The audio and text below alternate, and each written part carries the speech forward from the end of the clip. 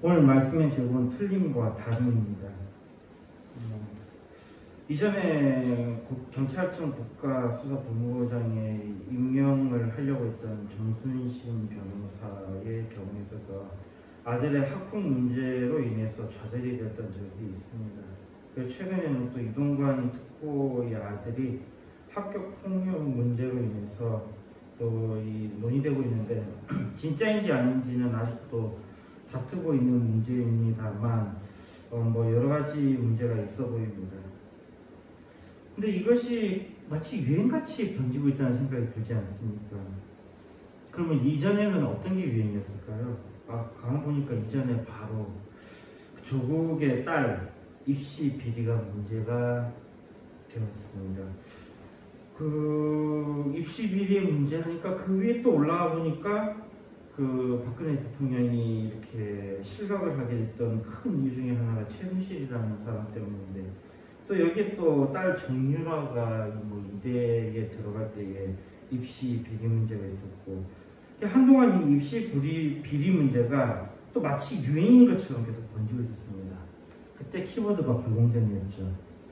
참 상당히 흥미로운 것은요, 문재인 정권 때에 이야기됐던 것은 불공정의 문제.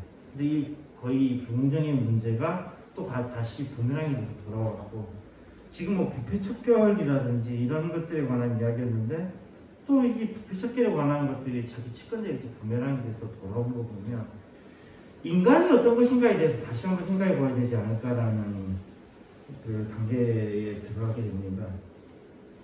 또 마치 이런 것들을 예측이나 한 것처럼 그 넷플릭스 드라마 더 글로리가 한참 히트를 쳤죠. 이게 그런 것 같습니다. 더 글로리가 히트를 쳐서 학교 폭력 문제가 불거진 게 아니라 학교 폭력 문제가 불거지니까 이제 이런 더 글로리 같은 이런 것들이 나오고 히트를 친 것 같아 보입니다. 학교 폭력을 당한 사람들의 목소리가 또 같이 커져가고 있습니다.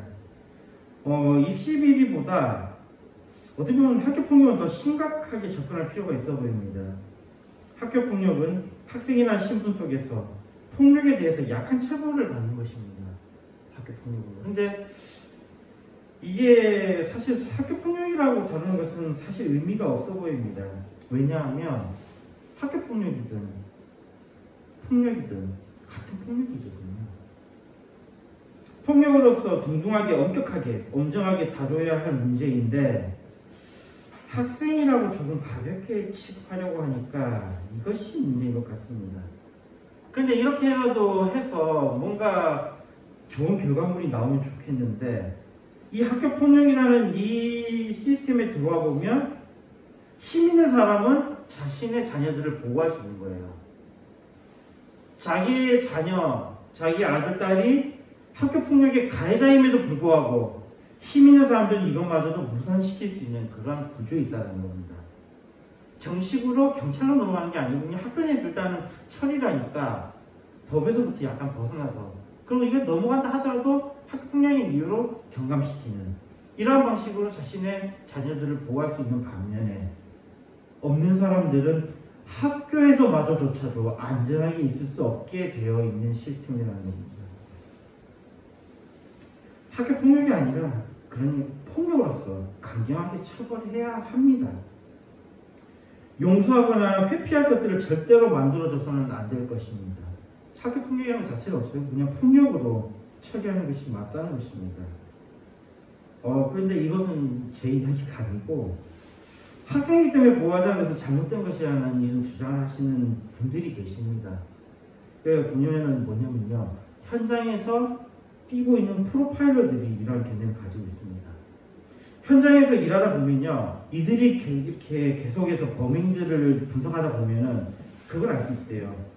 현장에서 일하다 보니까 어리다고 다르게 취급할 이유가 전혀 없더라는 겁니다. 직접 현장에서 범죄를 쳐다보니 그렇다는 것입니다. 그러면 지금 이 청소년들을 보호하고 또는 촉법성인에서 아이들을 보호하는, 그들이 범죄를 지어도 그걸 면제해주는 이러한 것은요, 사실은 수십 년 전에 청소년이나 어떤 사람들의 심리를 모를 때 편의상 나누었던 것에 불과하다는 것이 프로파일러들의 견해입니다. 그러면서 이분들도 조심스럽게 이야기해요. 이걸 만약에 뭐 법무부라든지 또는 판사님들한테 이렇게 이야기를 했을 때 그분들이 이분을 굉장히 싫어할 거라는 것을 알지만 자기들은 과학적으로 접근해 보니 그렇다는 겁니다. 과학적으로 접근해 보니까 나이랑 상관이 없다는 거예요. 지금은요, 나이에 관계없이 구체적인 심리를 파악할 수 있고 이것을 볼 때에는 나이의 차이가 없음을 분명히 자기들은 경험했으니까 수법이나 범행 동기나 반성에 대한 태도 모두가 성인과 동일하게 취급해야 된다는 것이 이들의 주장입니다. 이들을 너그럽게 보는 것은 크게 봐서는 사회의 문제가 되어버린다는 겁니다. 우리가 그걸 보고 있지 않습니까? 촉법소년들의 잔혹한 범죄들, 그리고 이 범죄자들이 사회를 조롱하는 이 태도들 우리가 보고 있지 않습니까? 그러니까 이 프로파일러들은 이런 주장을 하는 것 같습니다. 어쨌든요, 학교폭력을 다시 넘어가서 잘못된 것이기에 기회를 주면 반성할 것이다 라고 하는 것이 이것이 바로 함정입니다. 이거는 인간이 악하다라는 것을 무시하는 결과예요. 인간의 본성의 문제에 관한 것은 정말 우리가 많이 들어왔습니다. 성선설. 인간은 원래는 선하다. 그러나 그렇기 때문에 인간에게 기회를 주면은, 그리고 인간에 대해서 긍정적으로 평가하면 인간이 뭔가 변화를 일으킬 것이다 라고 하는 그런 생각을 가지고 있고, 또 이런 것들이 학교폭력이라든지 이런 제도들을 만들어내게 하는, 촉법소년이라든지 이런 제도를 만들어내게 하는데요, 이거는 다른 견해가 아니고 틀린 견해입니다. 철학에서 가르칠 때 이게 성선설과 성악설은 다른 견해라고 가르치지만 그건 틀린 견해입니다. 이걸 명확하게 할 필요가 있습니다. 성악설, 부정적으로 보는 견해죠. 이것이 옳은 견해입니다. 즉, 다른 견해라고 두 개가 같이 있을 수 있는 것이 아니라 하나는 틀린 겁니다. 이거는 철학적으로도 이야기 있잖아요. 딜레마라는 거예요. 이게 있으면 이게 존재하지 않는다. 두 개는 같이 존재할 수 없는 거예요. 두 개 같이 존재할 수 없는데 왜 다르다라고 거짓말을 합니까? 틀린 거예요. 하나는 분명히 틀렸습니다. 하나는 분명히 틀렸어요. 다른 견해를 존재할 수 있는 게 아니에요. 즉, 인간은 선하다라는 이 전제는 틀린 전제입니다. 그건 우리가 사회 속에서 이미 보아왔습니다. 학교폭력을 너그럽게 보는 문제를 다시 보면요, 어린애들이 한 것에 대해서 회심 가능성이 크다는 전제를 깔고 왔습니다. 즉, 틀린 견해를 거기에 전제를 깔고 있는 것입니다. 이런 틀린 전제가 피해자를 만들고, 가해자가 좋은 학교에 진학하고 또 우위를 점하고 다른 사람들을 괴롭힐 준비를 하게 만드는 겁니다. 그 사람들이 또 이 사회의 중요 자리에 가면 또 사람들을 괴롭힐 겁니다. 그렇게 되면 나라가 망하게 되는 거죠. 나라가 망해가는 것, 우리가 역사 속에서 보았던 것이 바로 이것입니다. 열심히 했던 사람들이 나라를 잘 세워놨는데 그 사람들의 자녀들이 이렇게 준비되지 못하는 잘못된 형태로 자라나서 다음에 아버지를 이어서 그 자리를 차지하고 어머니를 이어서 그 자리를 차지하고 나서 나라가 망했던 거예요. 뭐 이건 조금 다른 문제지만 중국과 또 이렇게 독재 국가를 좀 비교해 보면 중국은 일단 독재잖아요. 근데 중국이 어떻게 저렇게 발전할 수 있지라고 하는 거에 상당히 의문을 가지죠. 중국은 자신의 자녀에게 물려주는 시스템이 아니었어요. 계속해서 새로운 사람을 뽑는 거예요. 비록 이 땅 독재이지만요. 베트남도 마찬가지예요. 그러니까 그 나라들이 발전할 수 있는 모습을 보이는 거죠. 물론 최근에 와서는 그것마저 무너졌다고. 그러니까 마지막에 넘겨줬던 그 사람은 진짜로 그 중국에 원래 있던 그 법에 따라서 다 넘겨줬더니만은 지금 이제는 독재가 돼버렸죠. 이게 인간이 참 무서운 이야기입니다. 이렇게 나라가 망해가는 거예요. 여기에 우리가 다른 견해라는 것을 가지고 들어가서는 안 됩니다. 창세기 8장 21절에 말씀합니다. 여호와께서 그 향기를 흠령하시고 그 중심에 이르시되 내가 다시는 사람으로 인하여 땅을 저주하지 아니하리니 이는 사람의 마음에 계획하는 바가 어려서부터 악함이라 내가 전에 행한 것 같이 모든 생물을 멸하지 아니하리니. 이 말씀이 흥미롭지 않습니까? 노아가 제사를 드렸는데 하나님께서 하신 말씀이 그래 내가 이제는 사람을 멸하지 않겠다라고 하는 그 말씀이 뭐냐면요, 포기하겠다는 이야기입니다. 포기하겠다는 이야기. 뭐라고 있어요? 사람의 마음에 계획하는 바가 언제부터요? 어려서부터 악합니다. 그래서 어떻게 하겠다고? 하나님께서 니네들 더 이상 멸하지 않겠다. 멸하지 않겠다는 건 뭐예요? 멸한다는 것은 뭡니까? 그들에게 기회를 주겠다는 건데 이제는 기회를 안 주겠다는 거예요. 이 말씀 굉장히 무서운 말씀이에요. 그리고 성경은 분명하게 우리 인간이 어떤지에 대해서 말씀하고 있습니다. 뭐라고요? 어려서부터 악하다고요. 어려서 우리가 착하고 이런 거 아니에요. 인간이 선하게 태어나는 게 아니에요. 인간은 태어날 때부터 악하게 태어난다는 겁니다. 어려서부터 악하다는 것입니다. 여기 아이들은 다르다라고 했지만, 그래서 그들의 행동에 면죄부를 줘도 된다고 했지만 그 아이들은 다른 것이 아니었다는 겁니다. 그 아이들은 어려서부터 악하다라는 거예요. 그들은 그것에 대해서 틀려먹었다는 거죠. 말씀에 따라 사람은 어려서부터 악합니다. 학교폭력 가해자들은 악한 자들이며 어른과 같이 강력하게 처벌해야 합니다. 지금은 묻지 않습니다. 학생이기 때문에 부모를 잘 만나서 혜택을 받거나 좋은 학교에 진학해 앞길이 창창하다면 그 혜택은 반납하고 좋은 학교 입학도 무효 처리해야 됩니다. 그 흉악한 학교 폭력범으로 인해서 선량한 다른 준비된 학생이 좋은 대학에 진학할 기회를 잃은 겁니다. 그 사람 한 명 넣어주기 위해서 선량한 아이 한 명이 진학 기회를 잃은 것입니다. 미래의 소망을 도둑맞은 것이기 때문에 이것은 더욱더 불공정하고 더욱더 악한 것입니다. 인간의 기본 존재는 이것입니다. 로마서 5장 12절 말씀입니다. 이러므로 한 사람을 말미암아 죄가 세상에 들어오고 죄로 말미암아 사망이 왔으니 이와 같이 모든 사람이 죄를 지었으므로 사망이 모든 사람에게 이르렀습니다. 여기에 분명하게 우리에게 전해준 메시지가 있습니다. 모든 사람은 죄인입니다. 그걸 증명한 게 뭐죠? 모든 사람이 죽는다는 것입니다. 어린아이며 노인이며 여자며 남자며 모두가 죄인입니다. 죽음의 그늘 아래 있는 자는 예외 없이 죄인입니다.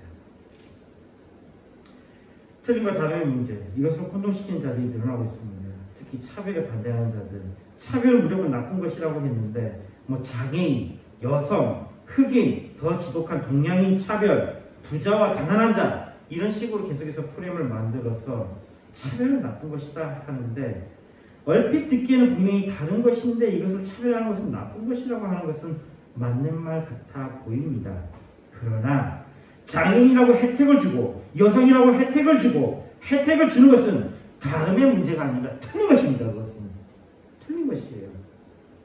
이번에 그 디즈니에서 인어공주를 실사가 있습니다. 여기에 그 인어공주로 캐스팅된 사람이 흑인인 할리 베일리라는 사람이 캐스팅됐어요. 그리고 공포스러운 인어공주가 탄생합니다. 우리나라에서 정말 흥미로운 일들이 많이 일어났던 게, 우리나라 영화관에 가서 애들이 인어공주라고 가서 보고 있다가 그 할리 베일리가 물에서 탁 튀어나오는 그 장면을 보고 애들이 울었다 그래요. 무서워서 울었대요. 우리가 원래 원작에서는 그게 상당히 아름다운 장면인데 그거 보고 무서워서 울었대요. 그리고 할리 베일리도 이걸 촬영하는 도중에 보면은 머리를 일부러 레게머리, 그러니까 흑인들이 하는 그 레게머리 이제 그걸로 하고, 그러다 보니까 이 아이들에게 그 꿈과 희망의 상징이었던 그 부분에서 사라져버린 거죠. 이렇게 만든 것은 정치적 올바름이라는 이것을 기초로 해서 결국은 이 인어공주는 지금 흥행이 실패했습니다. 흥행이 실패했고 오히려 지금 마이너스 손익분기점을 넘지를 못할 것 같다고 예측을 하고 있어요. 그랬더니 정말 이게 어이없는 이야기가 나오더군요. CNN에서 보도를 하는데 흑인 인어공주는 미국의 흑인들에게는 큰 소망이 되었다. 미국 사람들은 이것에 대해서 열광했다. 그러나 편협한 한국과 중국 때문에 실패했다. 이렇게 보도를 해요.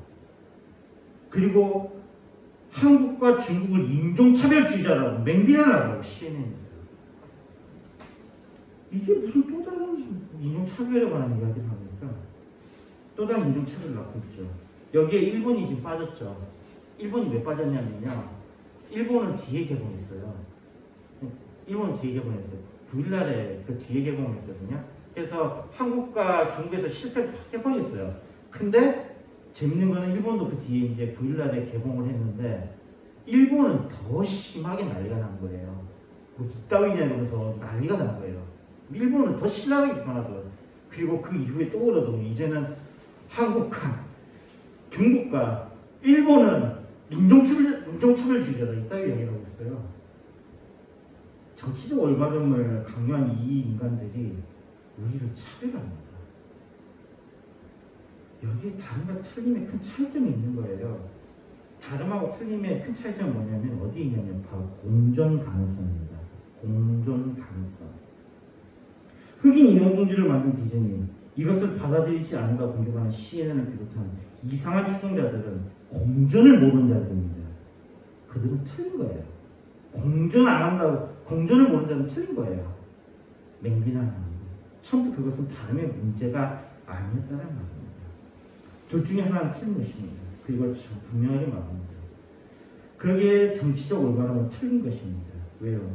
그들은 다름에 걸맞는 공존의 고민이 아니라 강요, 비난, 폭력을 넘어갔고 이것은 인류가 이미 나쁜 것으로, 틀린 것으로 규정한 것입니다.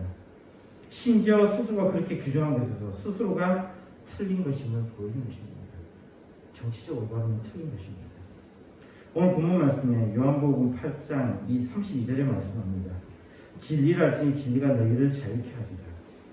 고각 속에서 발견되는 예수님에 대한 그림을 보면요, 흥미롭습니다. 우리가 알고 있는 예수님 그림 어때요? 백인의 금발의 그런 예수님의 모습이죠. 근데 고각을 이렇게 하다 보니까 아프리카에 갔더니 예수님의 모습이 어떤 모습 나오냐면요, 흑인의 모습으로 나와요.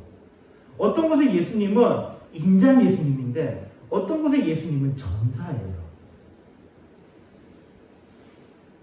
그럼 이걸 두고 우리는 어떡합니까? 니네 예수님은 틀렸어라고 안 하죠. 왜요? 그들에게도 역시 예수님은 그들에게 맞는 구원자였기 때문입니다. 예수님의 이름이 바로 구원자잖아요. 그들에게 걸맞는 구원자였습니다. 그들은 예수님 모두 다르게 받아들였지만 그들은 구원함에 있어서는 동일한 입장이었던 겁니다. 다름은 그들에게 모두가 소중한 것으로 남게 됩니다. 바로 이게 다름입니다. 같이 있을 수 있는 것. 같이 있을 수 있는 것이 바로 다름입니다. 예수님은 진리이시며 그 진리를 우리가 알 때에 우리에게 자유가 있습니다. 이 자유 속에서는 다름이 힘을 발휘하며 다른 사람들은 주님 안에서 한 지체로서 역할을 합니다. 교회 안에서 모두가 같아야 된다고 주장하는 그것은 틀린 것입니다. 교회는 모두가 다릅니다. 다른 사람들이 뭐가 되는 거예요? 다름이 한 지체를 이루는 겁니다. 예수님 안에서 한 지체를 이루는 것입니다. 이것이 옳은 것입니다. 그러기에 우리는 진리를 알아야 합니다. 진리를 아는 것은 우리에게 생명으로 향하게 하기 때문입니다. 우리는 지금 급변하는 시대에 있습니다. 특히 최근에 들어서 AI에 대해서 지금 굉장히 많이 언급이 되고 있죠. 그리고 이 AI 시대에 대해서 좋은 이야기 하는 사람들은 그냥 간다 치고요. 여기에 대해서 부정적인 이야기를 하는 사람들을 들어보면요. AI를 이렇게 하다 보면 정말 거짓말을 많이 해요. 헛소리를 많이 해요, AI가. 근데 이 AI가 물어보면 이 헛소리가 진짜 논리적이에요. 진짜 논리적이어서 사람들이 보기에, 오. 그래서, 이 AI가 굉장히 문제가 있다라고 그렇게 생각합니다. 사실 AI는 반드시 거짓말하게 되어 있습니다. 왜냐면요, AI의 모델이 무엇입니까? 사람이잖아요. 사람은 뭐죠? 입만 열면 거짓말합니다. 이게 사람이에요. 사람을 모델로 했으면 반드시 AI의 결과물은 뭐가 되는 거예요? 거짓말이 되는 거예요. 그러다 보니까 사람들은 이런 것 때문에 AI를 한번 막아보겠다, 새로운 기술을 막아보겠다고 합니다. AI에 대해서 이것은 틀린 것이라고 하고, 새로운 기술에 대해서 틀린 것이라고 하고, 새로운 시대를 부인하고, 또 심지어는 계속해서 올라오는 MZ 세대들의 목소리를 묵살하고 그것은 틀렸다라고 말하는 것. 그러나 이것은 스스로가 자신을 무너뜨린 것이며 사회를 무너뜨린 것입니다. 역사 속에 보면요, 희생양이라는 것이 있죠. 근데 보세요. 희생양이라는 게 정말 웃겨요. 저도 이걸 겪어보니까 이렇더군요. 어떤 프로젝트를 해요. 프로젝트를 하는데 이 프로젝트는 다 원하지 않아요. 이거는 실패할 가능성이 있어요. 근데 높은 사람이 자기가 이걸 해야 된다고 하고 따왔어요. 그게 돈을 써야 돼요. 밑에 사람들 다 반대하죠. 다 반대해도 어떡하겠어요. 계속해서 자기가 가진 권력을 가지고 막 탄압을 하죠. 탄압하면 사람들이 하기 싫은데 이러면서 결국은 어떻게 합니까? 하죠. 하고 난 다음에 이건 어떻게 됩니까? 반드시 문제가 발생하게 되어 있죠. 뭐 이거를 진행하는 도중에 있어서 뭐 비리가 일어나고, 그러니까 뭐 윗선들이 알아서 돈 좀 챙기고 뭐 이런 것들을 뭐 하지 않았다고 하더라도 반드시 문제가 발생하잖아요. 그때에 책임져야 될 사람은 누굽니까? 아랫사람입니까? 윗사람입니까? 윗사람이잖아요. 근데 항상 잘리면 누가 잘리죠? 윗사람의 한 명이 잘려요. 희생양이에요. 누군가가 잘려나가는 거예요. 그리고 이 희생양을 두고 사람들은 넘어갑니다. 이 뭐예요? 인간들의 속성이 이렇게 어리석다라는 거예요. 거짓말에 속아는 거는 거예요. 그 희생당한 그 사람에 대해서 변호하고 윗사람을 잘려나가게 해야 되는데 다 나만 아니면 된다라는 생각으로 나중에 멍청한 사람인 거예요. 진짜 인간들이 얼마나 멍청한지 보여주는 겁니다. 그래서 그런 게 있더군요. 아니라고 생각되는 것은 끝까지 아니라고 할 수밖에 없더라고요. 아니면은 아닌 것에 대해서는 비방문기라도 남겨놔야 돼요. 나는 아니라고 했는데 언제 어떤 지시가 있었다, 언제 어떤 지시가 있었다 다 적어놔야 돼요. 안 그러면 내가 희생이 될 수 있어요. 아닌 것에 대해서는 아니라고 할 수밖에 없어요. 왜냐면 그 사람이랑 있을 때 제일 반대했던 사람을 희생양을 분명히 삼게 되거든요. 이거 어떻게든 이건 해야 되는 거예요. 이러니 인간들이 참 무식하고 인간들이 참 어리석어요. 그러니까 이 거짓을 드러내는 것은 진실입니다. 안타까운 것은 인간은 참과 거짓을 구분하는 능력이 없는 것 같습니다. 그래서 진리가 세상에 있어도 알아보지 못한 것 같습니다. 그럼에도 불구하고 어렴풋이 구분할 수 있습니다. 로마서 1장 19절을 말씀합니다. 이는 하나님을 알만한 것이 저희 속에 보입니다. 하나님께서 이것을 저희에게 보이셨습니다. 이 하나님을 알만한 것, 이것이 무엇입니까? 여기에 대해서 칼빈은 그랬죠. 요거를 종교의 씨앗이라고 했습니다. 하나님을 알만한 것. 그리고 이후에 신학자들은 여기에 대해서 이걸 뭐라고 했냐면 양심이라고 했어요. 뭐예요? 선한 마음이요. 우리 마음속에, 우리 마음이 그렇게 악하다고 할지라도 우리 마음에 선한 것을 바라는 것이 있다는 겁니다. 우리가 기본적으로는 죄로 인해서 그 생각이 오염됐다 할지라도 우리는 여전히 하나님을 찾을 수 있는 그 마음이 우리 안에 있다는 거예요. 바로 이것이 우리로 하여금 진리를 향하게 한다는 것입니다. 비록 우리가 제대로 찾지 못한다 할지라도 우리는 진리를 향한다는 것입니다. 그래서 이 진리를 향하기 위해서 하나님을 경외하라고 성경은 말씀합니다. 잠언 1장 7절 말씀입니다. 여호와를 경외하는 것이 지식의 근본이오늘 미련한 자는 지혜와 훈계를 멸시하느니라. 새로운 것들은 다른 것입니다. 우리가 기존에 가진 것과 공존할 수 있는 것이죠. 우리가 새로운 것에 대해서 말할 필요가 없다는 거예요. 오히려 그 새로운 것들이 기존의 것들을 대체할 것입니다. 조금만 생각해보면 우리가 그런 것들이 몇 개가 있어요. 옛날에 전화 어떻게 됐습니까? 옛날 전화 방식 아십니까? 교환원이 딱 앉았다가 전화 딱 하면 누구 돌려주면 빼가지고 꼽아주고 전화를 연결했었습니다. 이게 전화 교환원이었죠. 그러다가 어느 순간인가 이것이 자동으로 번호를 통해서 연결되게 만든 시스템이 도입되죠. 그러므로 인해서 전화 교환원들은 싹 사라졌습니다. 근데 여기에 대해서 막고 있을 이유가 없는 거예요. 그리고 또 이런 시대가 있다가 가장 크게 또 한번 바뀐 적이 있죠. 핸드폰으로 인터넷을 하는 거. 이거 했는데 계속 막았잖아요. 그 통신사의 이득 때문에요.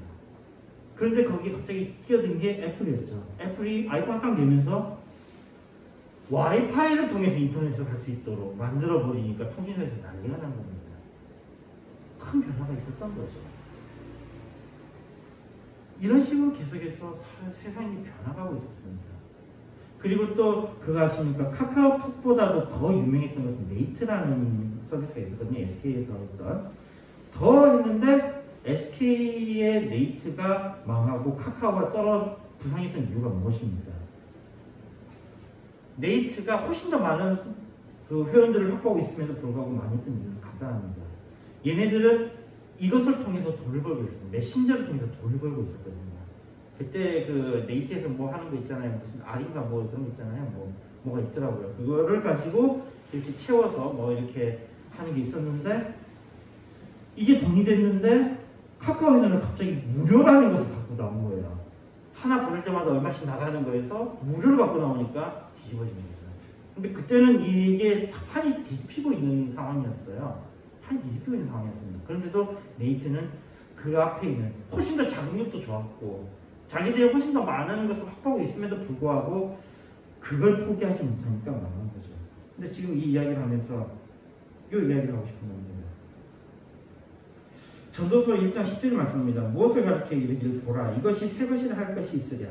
우리 오래전 세대도 이미 있었느니라. 지금 제가 말씀하고 있는 이 내용을 보면 뭐예요? 원래 있었던 거예요. 이 원래 있었던 것의 흐름을 어떻게 하는 거예요? 그냥 바꾸는 것 뿐입니다. 근데 그것이 새 것인 줄 아는데 그게 이미 있었던 것이라면 문제는 어디에 있었다는 거예요? 우리의 욕심에, 우리의 게으름에 있었다는 거예요. 굉장히 그 큰 것을 넘어서 이제 우리 각자에게 넘어왔으면요. 그렇다면요, 이런 것을 새로운 시대에 적응하지 못한다는 것은 결국 어디서부터 문제되는 겁니까? 나의 게으름에 있었던 겁니다. 그러기 계속해서 공부하지 않으면 내가 위험해집니다. 나는 모르니까 뭐 이런 안전 생각을 버리자는 겁니다. 지속적인 개인적인 공부가 필요합니다. 지식은 정말로 소중한 것입니다. 이 지식들이 모여서 또 지혜를 이루는 것입니다. 작게는 이 세상을 살아가는 요령, 뭐 예를 들어서 은행 같은 경우 지금 은행이 어떻게 바뀌고 있습니까? 예전처럼 은행 가가지고 통장 만들고 그러신 게 아니죠. 지금은 다 이게 핸드폰으로 들어왔습니다. 근데 이거 나 할 줄 몰라 이래가지고 될 문제가 아닌 거예요. 행정소로 떼는 건 어떻습니까? 지금 행정서류 어떻게 하죠? 이제 행정서류 떼는 것도 관청마다 다르잖아요. 그럼에도 불구하고 또 어느 건 통합이 돼 있어요. 그러면 적어도 통합되어 있는 행정서류, 그 다음에 갈라져 있는 행정서류 알아서 가야 됩니다. 그리고 또 이 행정서류들이 지금 우리나라는 다른 나라에 비해서 굉장히 발달이 돼 있었어요. 우리나라는 전산을 통해서, 즉 인터넷을 통해서 행정서류들을 많이 발급할 수 있습니다. 주민등록등본부터 시작해가지고요, 등기부 등록이라든지, 또는 심지어는 가족관계증명서, 법원 가서 예전에 받을 때 가족관계증명서도 인터넷으로 받을 수 있습니다. 그런데 이거 나는 할 줄 몰라. 할 줄 모르면 이제 뭐 다시 거기 가서 돈 내고 기다려야죠. 가족관계증명서 같은 경우는 꼭 가서 기다리고 하면, 여기서 그냥 인터넷으로 하면은 여기 앉아서 그냥 뽑을 수 있고, 그냥 법원까지 안 가도 되고, 또 수수료도 없습니다. 근데 그거 모르면 열심히 이제 법원까지 가가지고 또 수수료 내고 해야죠. 스마트폰 사용하는 것도 그렇습니다. 스마트폰 사용하는 거 익히면 되거든요. 그거 어디서부터 떨어진 게 아니에요. 익히면 됩니다. 근데 이것을 나는 모르니까라는 그런 생각을 가지고 했다가는 문제가 생긴다는 거예요. 이게 뭐냐면요, 세상에서의 자신의 지위와 자신의 존엄마저도 지키기가 어렵다는 것입니다. 자신이 존귀한 자, 존엄한 자가 되기 위해서는요, 지식이 필요합니다. 이거는 기독교인도 마찬가지예요. 기독교인들이 존엄한 자들이 되기 위해서는 알아야 돼요. 알아야 됩니다. 더 나아가 더 깊은 지식은 인간의 진정한 존엄에 대한 고민과 함께 인간을 지켜나갑니다. 각 나라마다 공용어들이 있습니다. 이 공용어를 채택한 데서 상당히 많은 논란이 있죠. 우리나라는 공용어가 뭡니까? 한국어. 우리는 대한민국에 사용하는 것은 우리 국어잖아요. 한국어 우리 공용어잖아요. 근데 우리나라에서 가르치는 건 영어 더 많이 가르치잖아요. 우리나라도 한자도 해도 되잖아요. 근데 왜 굳이 한국어를 합니까? 그리고 우리 공문서 작성할 때 잘난 사람도 그냥 영어로 쓰면 안 되나요? 안 되죠. 왜 안 되죠? 바로 이 어떤 언어로 쓰느냐가 바로 힘의 문제인 겁니다. 한국 사람은 한국을 이해해서 그 한국을 이해한다는 것은 그 사람이 그걸 통해서 힘을 갖고 있다는 거예요. 어떠한 선생님 때 가이드를 받을 수 있다는 이야기입니다. 근데 이 언어를 바꿔버리면 완전히 바보가 되는 거죠. 우리나라 사람들이 그 전에 일본의 치하에 들어갔을 때 왜 그렇게 많이 당했습니까? 몰라서 그랬어요. 몰라서. 일본은 자기들이 법적으로 할 건 다 했었습니다. 근데 몰라서 다 뺏긴 거예요. 그리고 일본을 공부하라 그랬더니 나는 그거 싫다. 일본어 안 배우겠다. 그 결과가 뭡니까? 자기가 다 뺏기는 거예요. 이 전원의 문제와 연관되어 있다는 거예요. 이 공용어라는 건 그런 겁니다. 또 자기를 지키는 거에서 가장 중요한 게 뭡니까? 법입니다. 근데 우리는 법을 너무 무시해요. 우리의 일상생활에서 가장 깊게 연관되는 법이 뭐죠? 민법입니다. 민법 이거 보셨습니까? 이게 우리라는 거예요. 이게 얼마나 웃긴 이야기입니까? 우리의 다 일어나는 모든 일들이 우리가 뭐 하다못해 물건을 사고 파는 것도 다 어디에 근거하고 있는 겁니까? 민법을 근거로 하고 있잖아요. 또 물건을 거래할 때 또 상법을 근거로 하고 있잖아요. 근데 우리는 이런 기본적인 법들도 떠들어보지 않아요. 근데 이것을 아는 사람들은 어떻게 됩니까? 그게 바로 힘이 되는 거예요. 그리고 그 지식을 가진 자들은 존엄한 자가 되는 겁니다. 존엄한 자 되는 거 쉬워요. 공부하면 되는 거예요. 필요한 것을 알면 되는 겁니다. 근데 여기에 분명히 자가 필요한 것을 안다는 말씀은 어떤 것은 의미가 있고 어떤 것은 의미가 없습니다. 우리가 이렇게 나뉜 이유는요. 우리가 유한하기 때문이에요. 우리가 무한히 살고 우리에게 정말 무한히 있다면, 시간이 허락된다면 우리는 모든 것을 다 손대도 됩니다. 그러나 우리가 유한하기 때문에 우리는 해야 될 것과 하지 말아야 될 것을 가려서 하지 말아야 될 것들은 버려야 됩니다. 그러기에 틀린 것은 그만하고 바른 것을 익혀야 합니다. 하버드 대학에서 어떤 과학을 담당하는 교수님이 그 법학과에서 정말 열심히 강의를 하셨어요. 그러니까는 거기 있던 학생들이, 특히 대학원생들이 그랬겠죠. 아니 교수님은 전공이 과학인데 왜 자꾸 그 법학과 가가지고 그렇게 강의를 하십니까? 우리를 좀 더 챙겨야죠. 그렇게 말씀했더니 이 교수님이 그러셨다는 거예요. 법학과 사람들이 나중에 정책을 만드는 것으로 나갈 것인데 이들에게 올바른 것을 교육하지 않으면 그들은 과학을 무시하고 엉뚱한 결과를 만들어낼 수 있기 때문에 내가 지금 이렇게 노력하는 것이다 라고 말씀하셨습니다. 그래요. 내가 하는 일에만 관심을 갖는 것이 아니라 내가 하는 일을 결정하게 하는 사람에 대해서 우리가 견제해야 된다는 거예요. 우리는 모든 것에 관심을 가져야 됩니다. 왜 그렇습니까? 아닌 사람들이 결정을 내릴 수 있기 때문이에요. 우리 특히 선거. 아닌 사람이 당선이 되면 나라가 망하는 건 싫은 문제예요. 인간은 본성이 약하기 때문에 생각하지 않으면 무너집니다. 사회 전체가 무너질 수도 있어요. 인간은 사악하게 변화합니다. 이것이 인간의 본성입니다. 인간이 사악하게 변화한다? 우리 속담이 있잖아요. 자기가 사람을 만든다고요. 자기가 사람을 만든다는 것, 어떤 높은 자리에 올라간 사람들이 공통적으로 나타나는 현상이 있죠. 뭐냐면요. 분노한다는 것입니다. 분노. 높은 자리에 올라가는 사람들이 하나같이 분노해요. 분노를 잘 내는 사람들을 연구해보니까 공통점이 있다는 겁니다. 졸부들, 돈 많은 사람들, 학교폭력을 행사하는 사람들, 진급에서 상사가 된 사람들. 이 사람들의 공통적으로 나타나는 게 뭐예요? 바로 내가 대접받아야 한다는 것. 이 생각을 가지고 있어서 바로 여기서 분노를 느낀다는 겁니다. 내가 대접을 받아야 된다. 인간이 이렇게 사악한 거예요. 인간이 이렇게 사악해요. 높은 자리에 올라간 사람들은 자기가 대접을 받아야 된다는 겁니다. 이거 생각해보면요. 이거 다 적용됩니다. 페미니스트들은 뭐라고 그래요? 여자들이 대접받아야 된다. 장애인들은 뭐라 그래요? 장애인들이 대접받아야 된다. 뭐예요? 자기가 거기서 더 높은 자리에 올라갔다는 것을 드러내는 거잖아요. 이게 바로 틀린 거예요. 다른 게 아닙니다. 틀린 거예요. 시편 2편 1절에 4절을 말씀합니다. 어찌하여 열방이 분노하며 민족들이 화살을 경영하는고 세상의 군관들이 나서며 관원들이 서로 꾀하여 여호와와 그 기름 받은 자를 대적하며 우리가 그 맹은 것을 끊고 그 결박을 벗어버리자 하도다. 하늘에 계신 자가 웃으시니여 주께서 저희를 비웃으시리로다. 여기 분노가 나오죠. 그랬더니 누가 나와요? 열방. 바로 이렇게 높은 자들. 내가 당연히 대접받아야 된다고 생각하는 자들. 그들이 나서서 그리스도를 끌어내려고 했는데, 그리고 우리가 그 그리스도부터 벗어나서 맹것을 끊고 결박도 끊어버리고 우리 자유롭게 살자고 했는데 여기에 대해서 어떻게 한다고요? 하늘에 계신다. 즉 하나님이 웃으시며 하나님께서 어떻게 한다고요? 저희를 비웃으신다고 말씀합니다.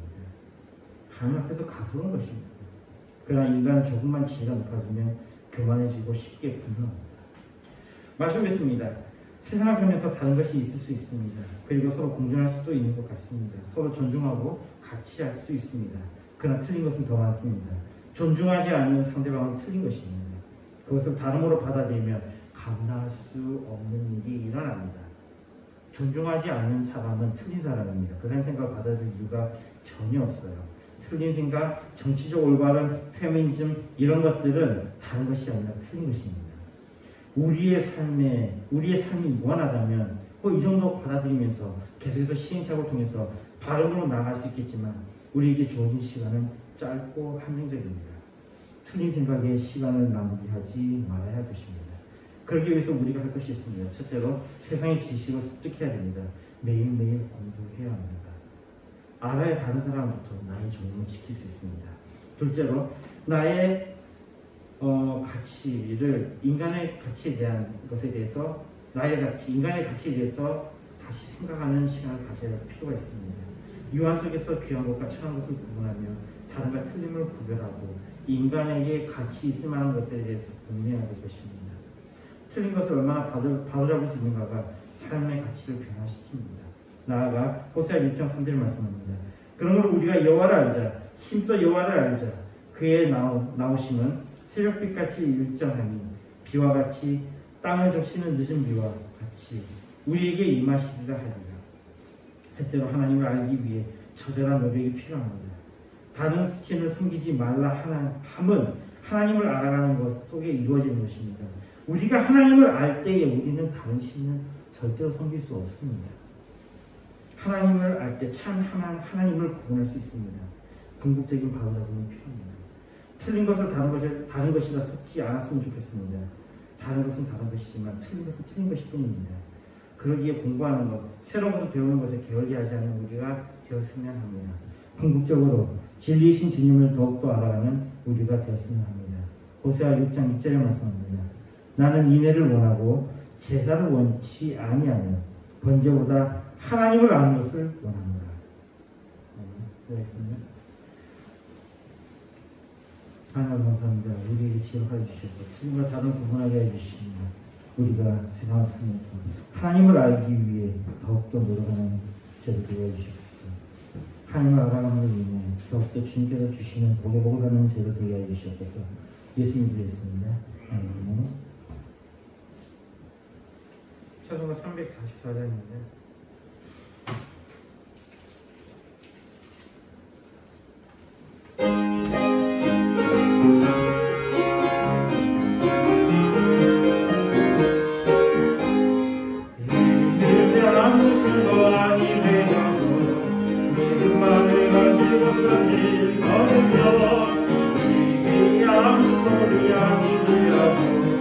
하나님의 약속 위에 서리라 걸어가세 믿음 위에 서서 나가세 의심버리고 걸어가세 믿음 위에 서서 누가 뒤에 아무 증거 없어도 이들의 보기에 물론 떠나는지 이미 얻은 증거대로 늘 믿으며 의심없이 살아가는 무서운 질환에서 이름이 걸어가세 믿음이 있어서 나가세 의심버리고 걸어가세 믿음이 있어서 누가 뒤에 아무 증거 없어도 당신의 거룩함을 들고 맹세한 주 하나님 아버지 참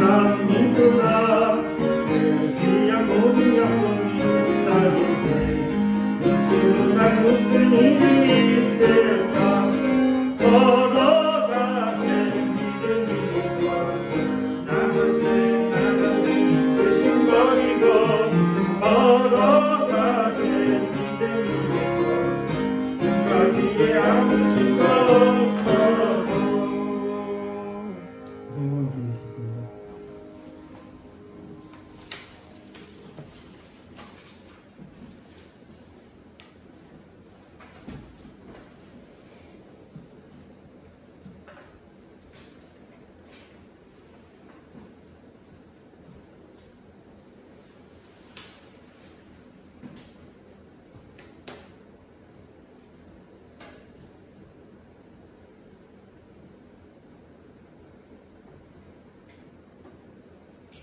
따시고 되겠습니다. 자기의 실적을 세상의 실 본사에 감사합니다. 최영아 감사합니다.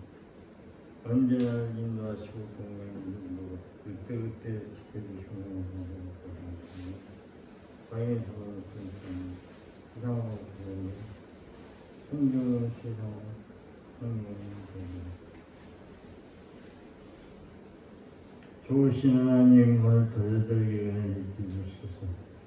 거룩한 날 주님의 하나님의 말씀을 들을 수 있도록 은혜 주신 것을 감사합니다. 정말 우리가 하나님의 말씀이 없으면 중심이 없습니다. 하나님의 말씀이 없으면 삶이 없습니다. 정말 우리가 예수를 믿는 것이 복이요 은혜인 것을 믿습니다. 정말 하나님의 은혜가 하나님의 사랑이 하나님의 역사가 날마다 저희들에게 임하게 하시고 그 말씀대로 살아드리게 부족한 없는 저를 되도록 도와주시옵소서. 이 시간에 실제로 감사로 주의 영으로 건축으로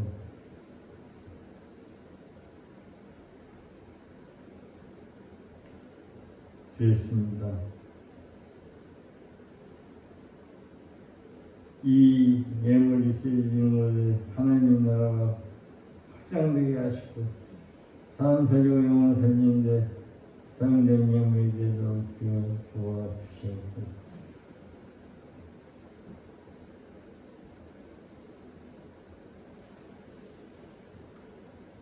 하나님의 사랑과 하나님의 은혜가 넘치게 하시면 감사를 드립니다.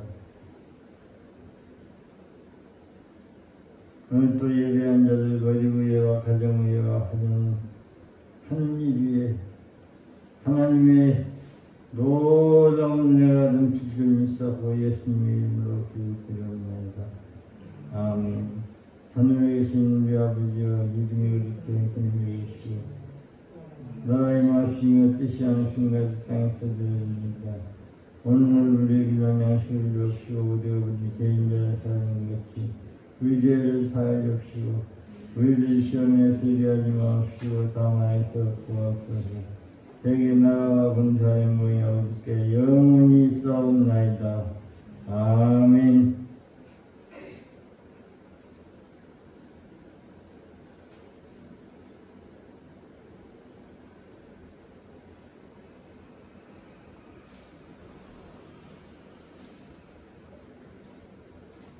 하늘 같은 장입니다.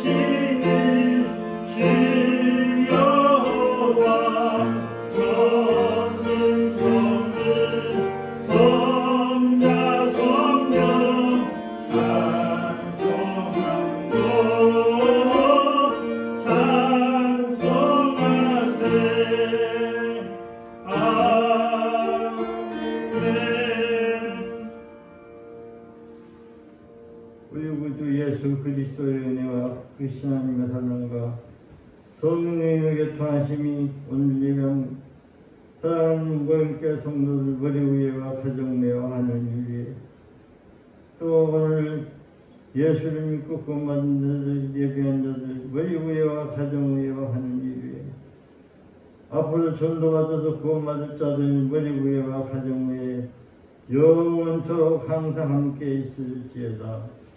아멘.